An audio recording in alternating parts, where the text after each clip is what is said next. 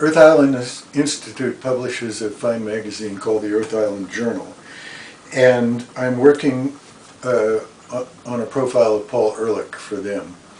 It's the 40th anniversary of the publication of the Population Bomb, which was an enormously influential and controversial work at the time. Sold in the millions of copies. Some of the predictions that were made in there have come true, others have not. And he's been a lightning rod forever. He is one of the most outspoken scientists who's ever worked in science in this country. He says what he thinks, he says what he believes, and he gets criticized from the right wing, from Rush Limbaugh and people like that, all the time. He's still going strong. He and Ann write a book nearly every year.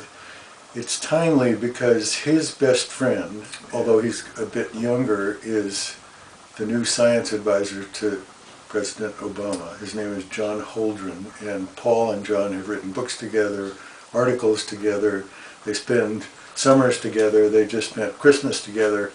And so this will be an interesting insight into the workings of the White House and the administration.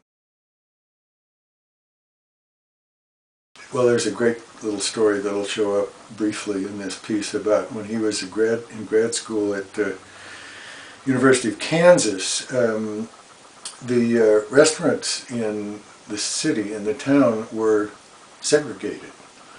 And a UN visitor from Jamaica, I think, a black man anyway, came, and he couldn't get anything to eat all weekend.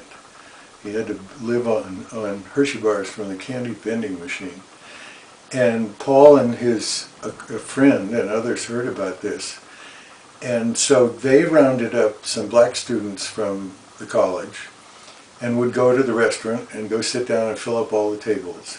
They would not get served, but nobody else could sit down, so the restaurants, within a couple of weeks, they capitulated and said, okay, okay.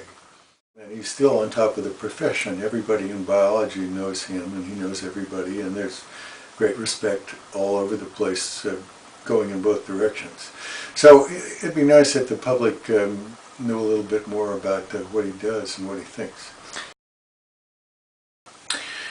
I grew up in Berkeley, went to Cal, went in the Peace Corps for 2 years to Turkey, came back and went to work for the Sierra Club. That was in 1968.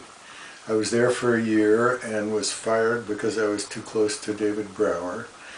Worked with him at Friends of the Earth for 17 years, and then went to the Sierra Club Legal Defense Fund, now known as Earth Justice, where I've been for 22, going on 23 years.